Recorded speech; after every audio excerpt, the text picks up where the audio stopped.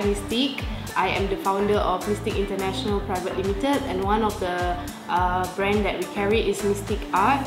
Okay, today I'm going to share with you a little about henna art, and we begin with the history and origins of henna art.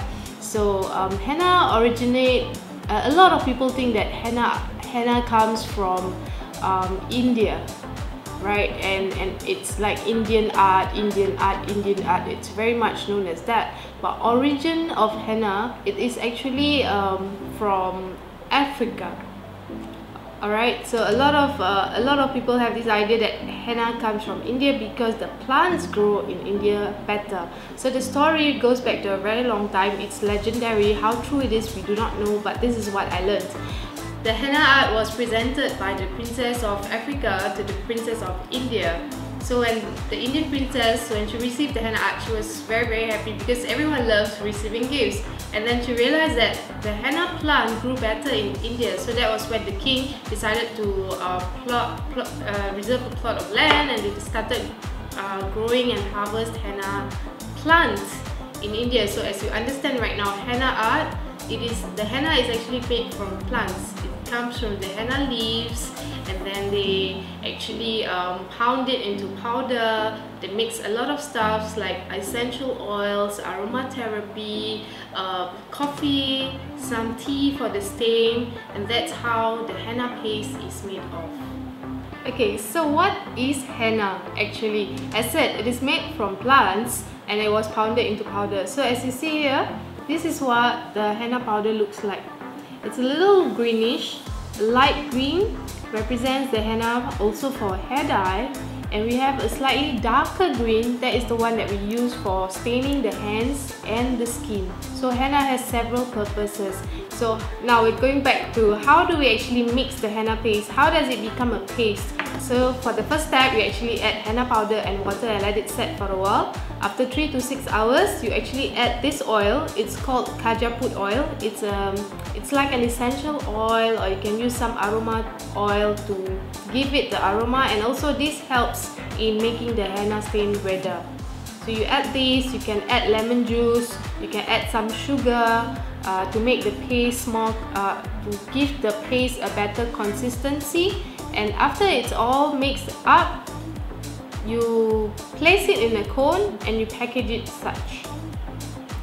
So you have a very neat package. Some people do not do that. They just mix it in a bowl and they just use their fingers. Maybe they use gloves and they just dab it around their nails, around their fingertip, and that's it. But if you want to make intricate designs, you definitely need to put it in a cone, exactly like how we put royal icing into a piping bag to make designs on our cakes. Actually, after the application on the hands, the henna will stain the skin within 24 to 48 hours. So it's not like a magic potion, it's not like immediate, no instant henna actually. But right now in today's market, there are instant henna. For this natural henna, what happens is it takes 24 to 48 hours for the henna to oxidize on the skin. And then after 5 to 7 days, normally I say 5 to 7 days, but it could be a week to 2 weeks for the henna to slowly fade away.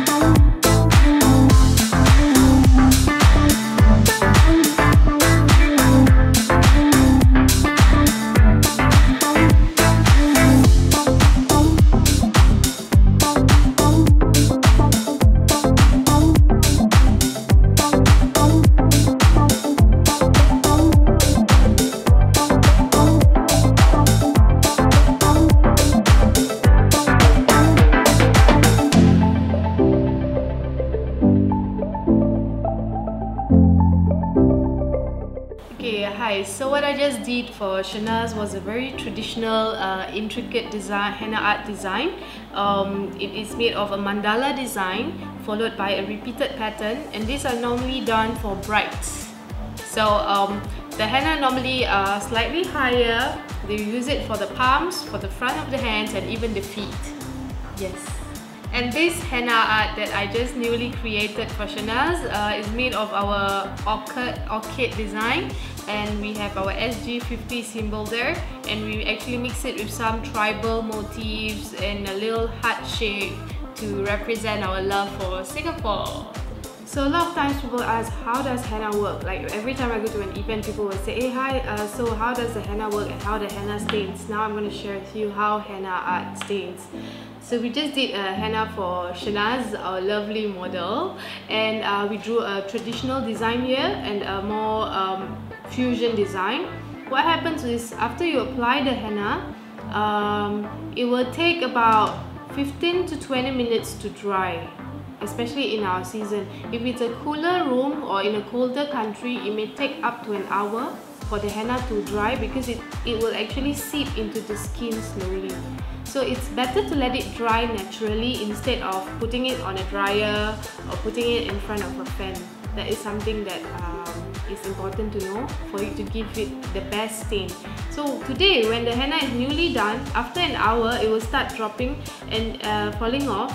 As you can see here, it's already falling off, and it gives a very light orange stain. That is normal, do not panic. Normally it will take 24 to 48 hours for the color to get darker. Okay, so I was asked about the different designs in henna. What does a peacock represent or flower represent and stuff. So now I'm going to share with you the different the henna from different countries. The first one will be the Arabic motifs. The Arabic motifs are normally more bigger floral motifs, and then they have lots of swirls and teardrop design, we call it, which I'll be showing to you later in a bit. And then we have the Indian henna. These are more known as the Indian henna because it's very intricate, it's very close, and it's very packed. They like the more intricate patterns. So normally when you see very small swirls, motifs, those are the Indian designs. And then for the Moroccan motifs, I thought this is something very new and interesting. I used to live in Morocco for 6 months. In Morocco, they actually do not use, firstly, they do not use a paste like that. They actually use syringe, like the injection syringe, to draw the henna. So they actually press it out and draw. Why do they use a syringe instead of a cone? I mean, you can still use a cone, but the syringe actually helps draw straight lines better. That in Morocco, the motifs are mostly the geometric designs. They have lines, zigzag, so basically lines, zigzag, and they are more straight. They are boxes and lots of other designs. So they use a syringe, and I thought that was something interesting and new, which I was exposed to when I was living in Morocco. So I'm going to demonstrate to you guys 5 of the must-know skills in learning henna. This is the design. We're going to draw 5 designs: straight line, zigzag, dots, teardrops, and the S design. So for the first step, you're going to draw the straight line.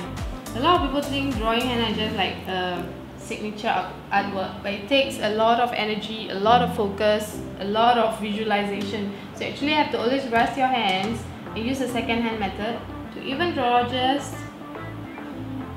a straight line. The second step would be the zigzag.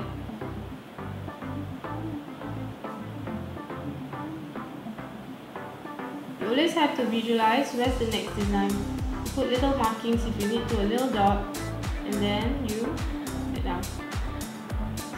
And the third must-know design is actually drawing of dots. It's not so much about drawing the dots on the spot, but it's about learning how much of volume, how thick or thin the line or the design you're going to draw will be. Next design would be the S design. So you literally draw it step by step. 1, 2, 3. Next one would be our very famous teardrop. This is what a teardrop looks like. A teardrop on an S design would look something like that. 1, 2, 3, and then you get a little design there. So 1, 2, 3. And to achieve this, again, use the dot design that you start up there, and then you draw it straight, a T to tick, to thin line.